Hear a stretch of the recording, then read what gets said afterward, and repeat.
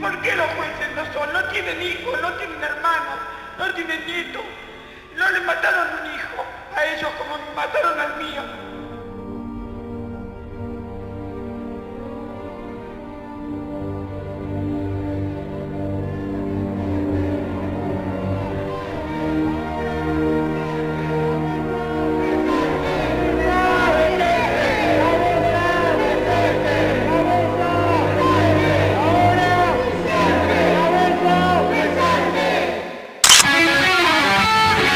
A 13 años del asesinato de José Luis Cabezas, su hermana Gladys y su compañero Gabriel Michi, quien estaba con él en esa temporada en Pinamar, lo recuerdan de esta manera.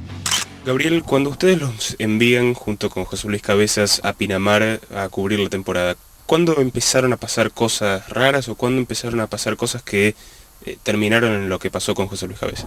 Los primeros indicios ocurrieron, digamos, José Luis llegó 5 días antes que yo, el 15 de diciembre del 96, yo llegué alrededor del 20, él lo habían enviado para hacer unas notas previas, y en ese contexto, cuando yo llego, me dice José Luis que gente vinculada al intendente de Pinamar le habían dicho que gente de Chabrán había tratado de averiguar su dirección en Buenos Aires. Días después, nosotros participamos de una preapertura de un boliche, el boliche Q, y allí el comisario de Pinamar, Alberto Pedro Gómez, le dice a José Luis, qué linda que es tu gorda, refiriéndose a Candela. José Luis viene, me lo comenta, le digo, bueno, sí, le digo yo, sí, Candela es preciosa. Me dice, no, lo que pasa es que me parece que este tipo no la conoce. Pocos días después, el mismo comentario se lo hace el hermano del intendente de Pinamar, Blas Altieri, que era un hombre muy cercano a Alfredo Chabrán, y después, haciendo el seguimiento ya sobre Chabrán, un día nos pasa que nos cortan la goma de un auto cuando en un balneario donde él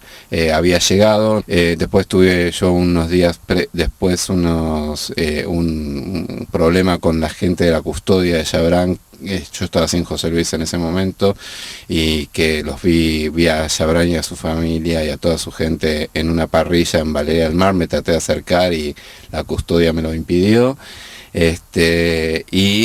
Bueno, estos fueron como los distintos indicios, ¿no? que fuimos teniendo, que después, claro, en el momento por ahí uno los minimizaba y después cuando pasa el asesinato el 25 de enero, uno empieza a ver que eran como pequeñas señales, ¿no? 2 días antes del asesinato ustedes tienen una entrevista con el comisario de Pinamar. ¿Cómo fue ese encuentro? Bueno, nosotros estábamos haciendo una nota sobre los robos en Pinamar y Cariló y nos faltaba entrevistar, tener la versión policial sobre estos robos. Entonces estuvimos todo un día tratando de ubicar al comisario Gómez. Finalmente lo logramos ubicar a la noche y a la comisaría. La entrevista la hicimos en la comisaría de Pinamar. Él nos contó detalles y pasado todo lo que pasó, siempre me impresionó la foto que José Luis hizo en esa entrevista, porque la cara de Gómez era muy expresiva, ¿no? O sea, esto es una suposición mía a raíz de todos los hechos que pasaron después. Era como que era una cara muy expresiva, como que supiese algo de lo que iba a pasar. Un minuto de silencio representa el dolor, como el que padeciste queriendo publicar la verdad. Supongo que lo deben matar porque hay una mafia, las mafias actúan así, hacen esto cuando... O sea, yo creo que arriba de Chabrán hay mucha más gente. Chabrán a lo mejor era un testaferro de alguien muy, muy poderoso, mucho más poderoso que él. Y hacen esto cuando las mafias no existen. Entonces cuando salen, cuando las dan a conocer, vienen los problemas. Eso, bueno, fue un mensaje al periodismo, fue un mensaje al país y fue un mensaje a José Luis y a la editorial que trabajaba.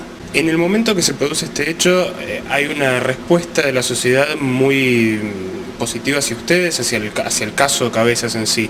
¿Cómo lo vivieron ustedes esto? Y eso es importante para la sociedad. Yo creo que la sociedad, lo de María Soledad, lo del soldado Carrasco, creo que la sociedad empezó como a fundamentar un poquito esto de yo tengo derechos. Y lo de José Luis creo que marcó un antes y un después, y bueno, y salieron todos a decir, sí, nosotros tenemos derecho, esto no puede pasar, se terminó la época de la dictadura, bueno, y la sociedad salió a reclamar y a apoyarnos a nosotros, que eso fue muy importante. Creo que hay varios motivos. Primero que nada porque estábamos atravesando un momento de un fuerte matrimonio, digamos, por decirlo de alguna manera, entre la sociedad y el periodismo.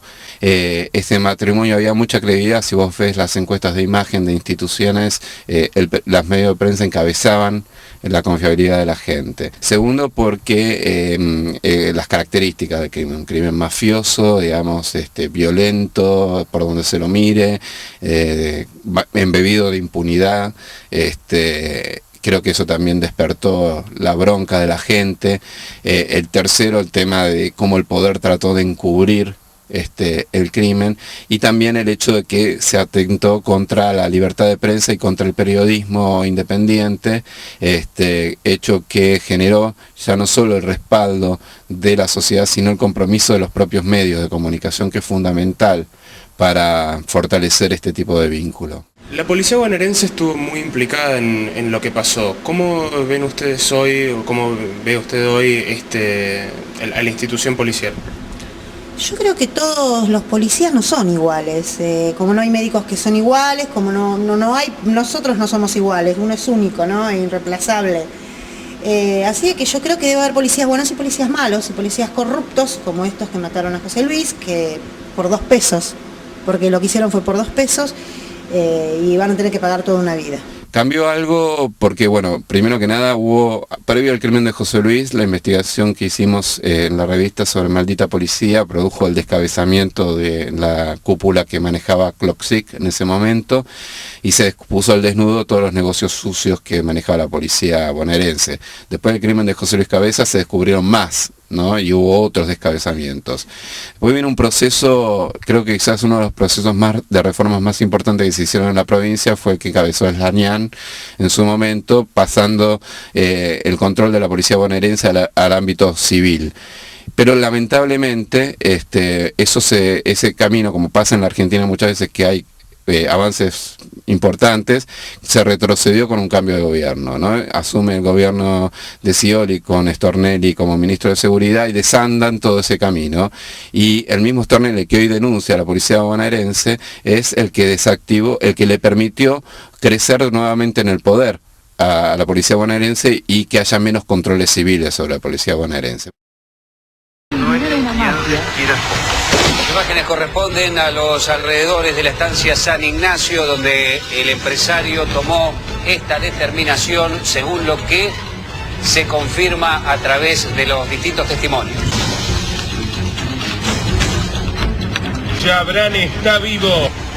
Muy lentamente subiendo la cara. Las manos de él estaban así, y cuando llegó a la cara,